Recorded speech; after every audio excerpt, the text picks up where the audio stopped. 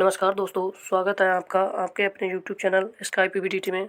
आज हम पैट के कुछ महत्वपूर्ण प्रश्नों के बारे में डिस्कस करेंगे, जो कि पैट के 2023 के सेशन के लिए बहुत ही महत्वपूर्ण होने वाले हैं। तो चलते हैं हम अपने अगले प्रश्नों की तरफ। तो पहला प्रश्न हमारी स्क्रीन पर आ गया है और प्रश्न नंबर फर्स्ट है, छत्रपति शिवाजी महाराज की प्रशासनिक परिषद को किस रूप में जाना जाता है। तो स्क्रीन पर 4 ऑप्शन दिए हैं। पहला ऑप्शन है राज्य परिषद, दूसरा है परिषद, मंत्रिपरिषद और अष्टप्रधान। तो इसका राइट आंसर हो जाएगा अष्टप्रधान। छत्रपति शिवाजी महाराज की प्रशासनिक परिषद को अष्टप्रधान के नाम से जाना जाता था। इसका राइट आंसर हो जाएगा ऑप्शन नंबर 4। अब हम इस क्वेश्चन के कुछ महत्वपूर्ण बिंदुओं के बारे में डिस्कस कर लेते हैं, की पॉइंटों के बारे में। देखिए, अष्टप्रधान भारतीय हिंदू मराठा नेता शिवाजी द्वारा स्थापित प्रशासनिक और सलाहकार परिषद है। इसने मुस्लिम मुगल साम्राज्य पर उनके सफल सैन्य हमलों और उस क्षेत्र की अच्छी सरकार में योगदान दिया, जिस पर उन्होंने अपना शासन स्थापित किया। वो अष्टप्रधान में जो पद थे वो इस प्रकार थे। पहला था पेशवा,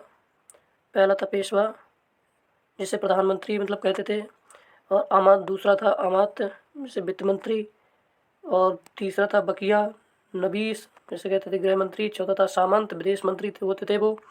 और सचिव आधिकारिक समाचार पत्र का कार्यभार संभालते थे। पंडित राव सरकारी धार्मिक अधिकारी का कार्य करते थे। सर ए नबूत सेना मामले संभालते थे और न्यायाधीश न्यायपाल का संभालते थे। शिवाजी के अष्टप्रधान जिन्हें युद्ध की जिम्मेदारी नहीं सौंपी गई थी, वे पंडित राव और न्यायाधीश थे। अब चलते हैं हम अपने अगले क्वेश्चन की तरफ। और हमारी स्क्रीन पर अगला क्वेश्चन आ गया है, 1857 के विद्रोह के दौरान कौन भारत का गवर्नर जनरल था। तो 4 ऑप्शन दिए रखे हैं, लॉर्ड कैनिंग, लॉर्ड क्लाइव और लॉर्ड बेलेस्ली, लॉर्ड डलहौजी। तो जो 1857 के विद्रोह के दौरान भारत का गवर्नर जनरल लॉर्ड कैनिंग था। तो इसका राइट आंसर हो जाएगा ऑप्शन नंबर 1। अब इस क्वेश्चन के हम कुछ की पॉइंट देख लेते हैं। देखिए, इसका सही उत्तर है लॉर्ड कैनिंग। लॉर्ड कैनिंग सिपाही विद्रोह के दौरान भारत का वायसराय था। 1857 का विद्रोह भारत के इतिहास में एक महत्वपूर्ण मील का पत्थर है, जो लॉर्ड कैनिंग के गवर्नर जनरल के दौरान हुआ था। सिपाही विद्रोह या स्वतंत्रता का पहला युद्ध 1857 में ब्रिटिश शासन के खिलाफ व्यापक लेकिन असफल विद्रोह था। लॉर्ड कैनिंग के समय जो घटनाएं हुई थी वो निम्न है। पहली घटना 1857 का विद्रोह हुआ था लॉर्ड कैनिंग के समय और 1857 में कलकत्ता, मद्रास और बॉम्बे में 3 विश्वविद्यालयों की स्थापना हुई थी। और भारत सरकार अधिनियम 1858 द्वारा ईस्ट इंडिया कंपनी का उन्मूलन और राजा रानी को नियंत्रण का हस्तांतरण। भारतीय परिषद अधिनियम 1861 का भी आयोजन हुआ था। तो चलते हैं अब हम अगले क्वेश्चन पर। अगला क्वेश्चन हमारी स्क्रीन पर आ गया है, कल्पसूत्र के लेखक कौन थे। महावीर स्वामी थे, भद्रबाहु थे, महात्मा बुद्ध थे या पार्श्वनाथ थे। तो कल्पसूत्र के लेखक भद्रबाहु थे। तो इसका राइट आंसर हो जाएगा ऑप्शन नंबर 2। तो इस क्वेश्चन के कुछ की पॉइंट देख लेते हैं। कल्पसूत्र को भद्रबाहु ने लिखा था। वह चंद्रगुप्त मौर्य के अध्यात्म गुरु थे। यह जैन ग्रंथ है जिसमें जैन तीर्थंकरों की आत्मकथाएं हैं। जो कल्पसूत्र है वह जैन ग्रंथ है और इसमें जैन के जो तीर्थंकर हैं उनकी आत्मकथाएं लिखी हुई है। अब जैन धर्म में उनकी पुस्तक केवल भिक्षु लोग ही पढ़ सकते हैं। जैन धर्म में इस ग्रंथ का आध्यात्मिक महत्व बहुत अधिक है। आइए कुछ एडिशनल इन्फॉर्मेशन हम देख लेते हैं। पार्श्वनाथ जैन धर्म के 23वें तीर्थंकर थे और महावीर जैन धर्म के 24वें तीर्थंकर थे, जिनका बचपन का नाम वर्धमान था। और बौद्ध धर्म के संस्थापक सिद्धार्थ गौतम थे, जिन्हें बाद में बुद्ध के नाम के रूप में जाना जाने लगा। अब गौतम बुद्ध के बारे में कुछ पॉइंट दिए रखे हैं। जन्म उनका लुम्बिनी प्रांत में हुआ था, जो नेपाल में पड़ता है, और मृत्यु कुशीनगर में हुई थी। उनका पूरा नाम सिद्धार्थ गौतम था। पिता थे सुद्धोधन और माता थी महामाया। पुत्र का नाम उनके राहुल था। अब चलते हैं हम अगले क्वेश्चन पर। क्वेश्चन नंबर 4 हमारी स्क्रीन पर आ गया है, निम्नलिखित में से कौन सी जगह गौतम बुद्ध के जन्म से जुड़ी है। तो गौतम बुद्ध का जन्म अभी हमने जस्ट पढ़ा है, लुम्बिनी में हुआ था। तो इसका राइट आंसर हो जाएगा ऑप्शन नंबर 1, लुम्बिनी। अब इस क्वेश्चन के कुछ की पॉइंट देख लेते हैं हम। भगवान बुद्ध का जन्म 563 ईसा पूर्व में दक्षिणी नेपाल के तराई मैदान में स्थित लुम्बिनी के पवित्र क्षेत्र में हुआ था। प्रमुख बिंदु हैं इसके। 1997 से एक विश्व धरोहर स्थल लुम्बिनी ने सदियों से यात्रियों और उपासकों को आकर्षित किया है। और बोधगया में महाबोधि मंदिर परिसर बिहार राज्य के मध्य भाग में स्थित है। पहला मंदिर सम्राट अशोक द्वारा 3री शताब्दी में ईसा पूर्व में बनाया गया। महाबोधि मंदिर यूनेस्को की विश्व धरोहर स्थल है। क्वेश्चन नंबर 5 हमारी स्क्रीन पर आ गया है। भारतीयों के लिए स्वराज या स्वशासन की मांग सबसे पहले किसके द्वारा की गई थी? तो जी के गोखले यानी कि गोपाल कृष्ण गोखले के द्वारा की गई थी, या फिर दादा भाई नौरोजी के द्वारा की गई थी, या रास बिहारी घोष के द्वारा, या महात्मा गांधी के द्वारा। तो भारतीयों के लिए स्वराज या स्वशासन की मांग सबसे पहले दादा भाई नौरोजी के द्वारा की गई थी। तो इसका राइट आंसर हो जाएगा ऑप्शन नंबर 2। अब इस क्वेश्चन के कुछ की पॉइंट देख लेते हैं। दादा भाई नौरोजी वह कांग्रेस के कलकत्ता अधिवेशन 1906 की स्वराज 6 में स्वराज की मांग करने वाले पहले भारतीय थे। दादा भाई नौरोजी को ग्रैंड ओल्ड मैन के रूप में भी जाना जाता है। देखिए, भारत के ग्रैंड ओल्ड मैन के रूप में भी जाना जाता है और इंडियन गोल्ड स्टोन के नाम से भी जाना जाता है। वह लिबरल पार्टी के टिकट पर हाउस ऑफ कॉमन्स के लिए चुने जाने वाले पहले भारतीय थे। उन्होंने अपनी पुस्तक poverty and un British rule in India 1901 में अंग्रेजों द्वारा भारत से धन की निकासी और उसके प्रभाव पर प्रकाश डाला था। इन्होंने एक पुस्तक लिखी थी जिसका नाम था poverty and un British rule in India. दादा भाई नौरोजी ने poverty and the un British rule in India पुस्तक लिखी थी। इसका देखिए, दादा भाई नौरोजी से 2 क्वेश्चन मोस्ट आते हैं। एक क्वेश्चन ये है, देखिए, भारत के ओल्ड मैन किसे कहते हैं? तो ग्रैंड ओल्ड मैन किसे कहते हैं, ये आपको याद रखना है कि भारत के ग्रैंड ओल्ड मैन दादा भाई नौरोजी को कहते हैं। और दूसरा क्वेश्चन है, इंडियन गोल्ड स्टोन के नाम से किसे जाना जाता है? तो दादा भाई नौरोजी को इंडियन गोल्ड स्टोन के नाम से जाना जाता है। तो चलते हैं हम अगले क्वेश्चन पर। विद्रोह 1857 के विद्रोह संबंध में निम्नलिखित अंगों पर विचार कीजिए। देखिए, ये विद्रोह के केंद्र के हैं और ये जो उस केंद्र से संबंधित नेता थे उनके नाम दे रखे हैं, यानी कि नेता क्या, स्वतंत्रता सेनानी हम कह सकते हैं। अब देखिए, हमें पता है झांसी में रानी लक्ष्मीबाई थी, और ये देखिए उपरोक्त में से कौन से युग्म से सम्मिलित है, कौन सा या से युग्म से सम्मिलित है? तो ये तो सही है, चौथा देखिए हमने देख लिया। झांसी से रानी लक्ष्मीबाई थी, कानपुर से बेगम हजरत महल नहीं थी, और लखनऊ से तात्या टोपे नहीं थे, दिल्ली से जनरल बख्त खान थे। ये सही है। तो पहला और चौथा आप देख लीजिए कौन सा ऑप्शन है, चौथा। तो ऑप्शन नंबर 4 इसका राइट आंसर हो जाएगा। अब इसके कुछ इंपॉर्टेंट पॉइंट है, उन्हें देख लेते हैं। देखिए, विद्रोह के जो केंद्र स्थान थे वहाँ से जो स्वतंत्रता सेनानियों ने 1857 का विद्रोह किया था उनके नाम हैं। तो हम देख लेते हैं, दिल्ली से कौन थे? दिल्ली से बहादुर शाह जफर और जनरल बख्त खान थे। लखनऊ से थी बेगम हजरत महल, और कानपुर से नाना साहब थे और तात्या टोपे थे। बरेली से बहादुर खान थे, और फैजाबाद से मौलवी अहमदुल्ला थे। और झांसी से रानी लक्ष्मीबाई थी, और आरा से कुंवर सिंह थे, बागपत से शाह महल थे। इसमें ज़्यादातर पूछे जाने वाले ये हैं। देखिए, झांसी से पूछते हैं, झांसी से रानी लक्ष्मीबाई थी, और कानपुर से नाना साहब और तात्या टोपे थे। लखनऊ से बेगम हजरत महल थी, और दिल्ली से बहादुर शाह जफर और जनरल बख्त खान थे। इसमें ये ज़्यादा इंपॉर्टेंट है, झांसी से, कानपुर, लखनऊ और दिल्ली से। बाकी तो सभी इंपॉर्टेंट है, लेकिन ये 4 ज़्यादा ही इंपॉर्टेंट है। देखिए, यहाँ पर कुछ पोस्टर दिए गए हैं। ये देखिए, रानी लक्ष्मीबाई है, ये मंगल पांडे का है, ये तात्या टोपे है, और ये नाना साहब है। अब चलते हैं हम अपने अगले क्वेश्चन पर। निम्नलिखित में से किस समाज की स्थापना दयानंद सरस्वती ने की थी? आत्मीय सभा की स्थापना की थी, या फिर ब्रह्म समाज की की थी, या प्रार्थना समाज की थी, या आर्य समाज की? तो ब्रह्म समाज की स्थापना दयानंद सरस्वती ने की थी। तो इसका राइट आंसर हो जाएगा ऑप्शन नंबर 2। इसके कुछ इंपॉर्टेंट पॉइंट के बारे में हम देख लेते हैं। आर्य समाज आधुनिक हिंदू धर्म का एक जोरदार सुधार आंदोलन था। इसकी स्थापना 1875 में स्वामी दयानंद सरस्वती ने की थी। आर्य समाज का आयोजन स्थानीय समाजों में किया जाता था, जो प्रांतीय समाजों और अखिल भारतीय समाज के प्रतिनिधित्व को भेजते हैं। दयानंद सरस्वती का मुख्य उद्देश्य वेदों की ओर स्थापित करना था।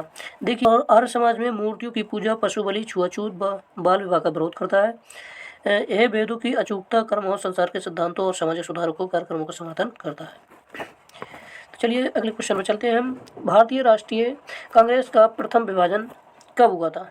भारतीय राष्ट्रीय कांग्रेस का प्रथम विभाजन कब हुआ था? 1907 में हुआ था, या फिर 1906 में, 1969 में, 1911 में? भारतीय राष्ट्रीय कांग्रेस का प्रथम विभाजन 1907 में हुआ था। तो इसका राइट आंसर हो जाएगा ऑप्शन नंबर ए। इस क्वेश्चन के कुछ की पॉइंट देख लेते हैं हम। सूरत विभाजन 1907 में सूरत अधिवेशन में भारतीय राष्ट्रीय कांग्रेस का दो समूह चरमपंथी और नरमपंथी में विभाजन हो गया था।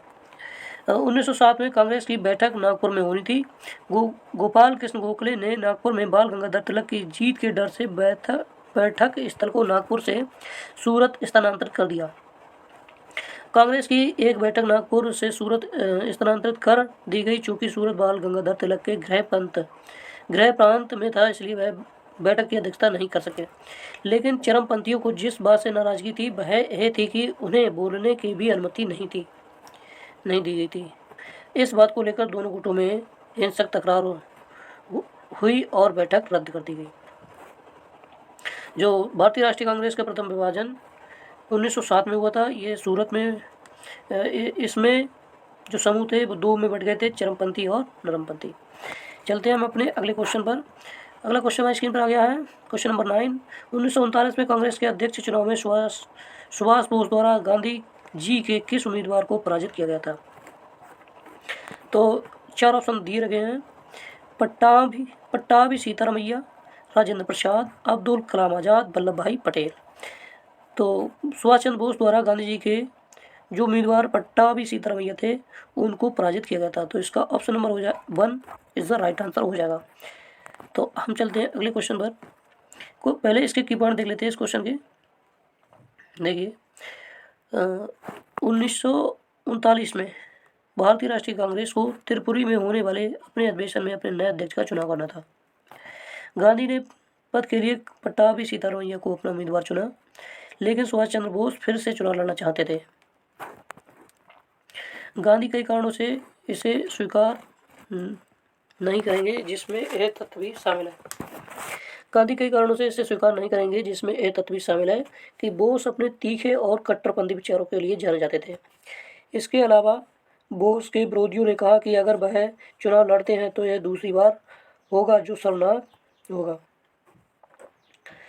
अगला पॉइंट पढ़ते हैं। दूसरी ओर यदि पट्टाभी को चुना जाता है यह उचित होगा, क्योंकि वह लंबे समय तक पार्टी के सबसे सम्मानित सेवक रहे थे। गांधी ने अपने उम्मीदवार का नाम दोहराया, पट्टाभी सीतारामैया। जब वोटों की गिनती हुई तो गांधी ने उम्मीदवार बोस से काफ़ी पीछे थे। गांधी के जो उम्मीदवार पट्टाभी सीतारामैया थे वह बोस से काफ़ी पीछे थे, जिसमें पट्टाभी को 1375 और बोस को 1580 वोट मिले थे। तो इसका राइट आंसर हो जाएगा पट्टाभी सीतारामैया को सुभाष चंद्र बोस द्वारा हराया गया था। गांधी जी ने जिन्हें चुना था, पट्टाभी सीतारामैया को। अब चलते हैं हम अगले क्वेश्चन पर। आ गया हमारा क्वेश्चन नंबर 10। हीराकुंड बांध किस नदी पर बना है? तो ऑप्शन नंबर 4 दे रखे हैं। ये है कावेरी नदी पर, गंडक नदी पर, महानदी पर या बैतारानी पर। तो हीराकुंडा बांध है वह महानदी पर बनाया गया है। तो इसका option number C is right answer हो जाएगा। तो ऑप्शन 4 में रखा है सी ऑप्शन, तो सी इज राइट आंसर, यानी कि महानदी पर हीराकुंडा बांध बना हुआ है। इस क्वेश्चन के कुछ की पॉइंट है उन्हें हम डिस्कस कर लेते हैं। हीराकुंडा बांध महानदी पर स्थित है और इसका निर्माण 1948 में शुरू हुआ, जो 1953 में पूरा हुआ। भारत में पहली नदी घाटी परियोजना में से एक हीराकुंड बांध दुनिया का सबसे लंबा बांध है, जिसकी लंबाई है 4801 मीटर या 4801 मीटर। यह उड़ीसा के संबल जिले में भुवनेश्वर शहर से लगभग 290 किलोमीटर दूर स्थित है। हमें तो इस क्वेश्चन में क्या याद रखना है, हीराकुंड बांध किस नदी पर बना है? तो महानदी पर बना है। हमें एक क्वेश्चन याद रखना है। और ये कहाँ स्थित है? ये इसको याद रखना है, उड़ीसा के संबल जिले में भुवनेश्वर शहर से 290 किलोमीटर पर स्थित है, यानी कि उड़ीसा में है। ये हीराकुंड बांध है वह उड़ीसा में स्थित है। तो अगले क्वेश्चन पर चलते हैं हम। अगला क्वेश्चन हमारे स्क्रीन पर आ गया है। इंद्रावती राष्ट्रीय उद्यान में स्थित है, छत्तीसगढ़ में स्थित है या फिर झारखंड में है या मणिपुर में या मेघालय में? तो इंद्रावती राष्ट्रीय उद्यान छत्तीसगढ़ में स्थित है। तो इसका राइट आंसर हो जाएगा ऑप्शन नंबर ए। इस क्वेश्चन के कुछ की पॉइंट देख लेते हैं हम। इंद्रावती राष्ट्रीय उद्यान छत्तीसगढ़ के बीजापुर जिले में स्थित है। छत्तीसगढ़ के बीजापुर जिले में स्थित है। यह जंगली भैंस का निवास है। इसका नाम इंद्रावती नदी से लिया गया है। कुछ इंपॉर्टेंट नेशनल पार्क दिए गए हैं, उसके बारे में हम जान लेते हैं। बीजापुर में कौन सा नेशनल पार्क है? तो इंद्रावती नेशनल पार्क स्थित है, जिसका एरिया है 1258.37 किलोमीटर वर्ग स्क्वायर। और जगदलपुर में कौन सा नेशनल पार्क है? तो कंगेर वैली नेशनल पार्क जगदलपुर में स्थित है, जिसका एरिया है 200 किलोमीटर वर्ग स्क्वायर। कोरिया में कौन सा नेशनल पार्क है? गुरु घासीदास नेशनल पार्क स्थित है, जिसका एरिया है 1440.71। अगले क्वेश्चन पर चलते हैं हम। निम्नलिखित में से कौन सा भारत का सबसे बड़ा अभ्रक उत्पादक राज्य है? तो ऑप्शन 4 दे रखे हैं इसमें। झारखंड है, राजस्थान है, उड़ीसा है या फिर आंध्र प्रदेश है। तो इनमें से सब भारत का सबसे बड़ा अभ्रक उत्पादक राज्य आंध्र प्रदेश है। तो ऑप्शन नंबर 4 इसका सही आंसर हो जाएगा। तो इस क्वेश्चन के कुछ की पॉइंट है, उस पर हम चर्चा कर लेते हैं। देखिए, आंध्र प्रदेश अभ्रक का सबसे बड़ा उत्पादक है। आंध्र प्रदेश का नेल्लोर जिला अपने अभ्रक उत्पादन के लिए प्रसिद्ध है। आंध्र प्रदेश के जो नेल्लोर जिला है उसमें अभ्रक का उत्पादन होता है। अगले पॉइंट की तरफ हम चलते हैं। देखिए, अभ्रक बड़े पैमाने पर आंध्र प्रदेश, राजस्थान, बिहार, झारखंड राज्यों में उत्पादित किया जाता है। झारखंड में कोडरमा अभ्रक के प्रमुख उत्पादक हैं। यह झारखंड के हजारीबाग बेल्ट में स्थित है। झारखंड खनिजों में काफ़ी समृद्ध है। कोडरमा जिला और लोकई इंद्रवा क्षेत्र झारखंड और बिहार के बृहद अभ्रक पेटी के दक्षिण भाग में शामिल है।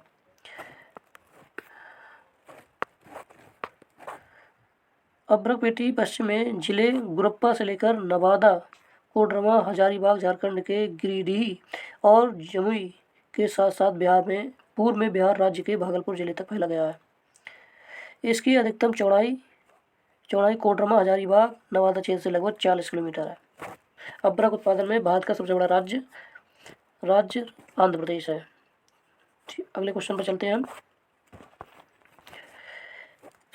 तो क्वेश्चन नंबर 13 हमारी स्क्रीन पर आ गया है।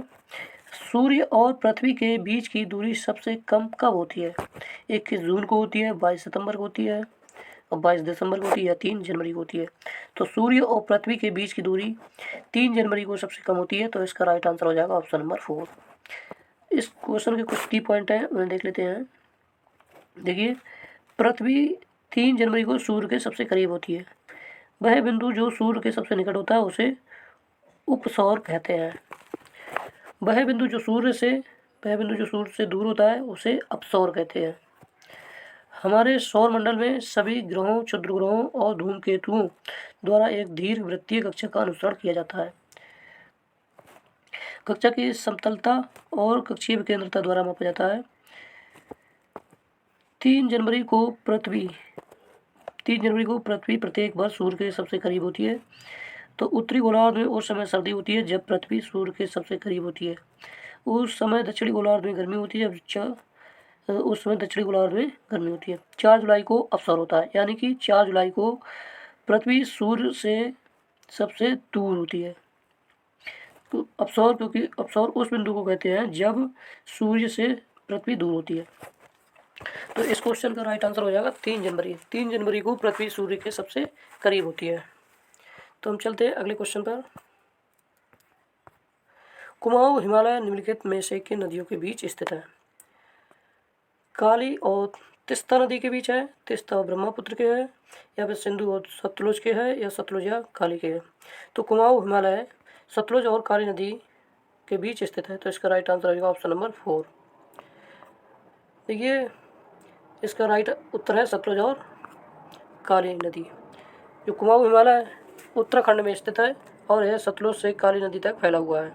कुमाऊं हिमालय में लघु हिमालय का प्रतिनिधित्व मसूरी और नाग टीवा पर्वत हिमालय द्वारा किया जाता है। इस क्षेत्र में शिवालिक, गंगा और यमुना नदियों के बीच मसूरी घाटी के दक्षिण में है। लघु हिमालय और शिवालिक श्रेणी के बीच की समतल घाटियों को दून या दन कहा जाता है। ये क्वेश्चन देखिए इंपॉर्टेंट है, आपको ध्यान रखना है कि लघु हिमालय और शिवालिक श्रेणियों के बीच की समतल घाटियों को क्या कहा जाता है। तो लघु हिमालय और शिवालिक श्रेणी के बीच की समतल घाटियों को दून कहा जाता है, जिसमें से देहरादून सबसे प्रसिद्ध प्रसिद्ध है। तो हम चलते हैं अपने अगले क्वेश्चन पर। ये क्वेश्चन पैट के लिए बहुत इंपॉर्टेंट है। रेपो रेट क्या है? रेपो रेट क्या है? देखिए, हम चारों ऑप्शन पढ़ लेते हैं। पहले, लघु अवधि दर जिस पर बैंक ग्राहकों को ऋण देती है। लघु अवधि दर जिस पर सरकार बैंकों को ऋण देती है। लघु अवधि दर जिस पर भारतीय रिजर्व बैंकों को उधार देता है। या लघु अवधि दर पर भारतीय रिजर्व बैंक को ऋण देता है। देखिए, जो रेपो रेट दर होती है वह क्या होती है? भारत उधार देता है। जिस दर पर भारतीय रिजर्व बैंक है वह बैंकों को उधार देता है, उसे रेपो रेट दर कहते हैं। तो इसका राइट आंसर हो जाएगा ऑप्शन नंबर 3। ये क्वेश्चन पैट के लिए बहुत इंपॉर्टेंट है। ये कई बार आ चुका है पैट पेपर में, तो आप इसमें को ध्यान रखें। रेपो रेट क्या होती है? रेपो रेट वह होती है वह दर होती है जो भारतीय रिजर्व बैंक बैंकों को जिस दर पर रुपया उधार देता है, उसे रेपो रेट दर कहते हैं। इसके इम्पोर्टेंट की पॉइंट को देख लेते हैं हम एक बार।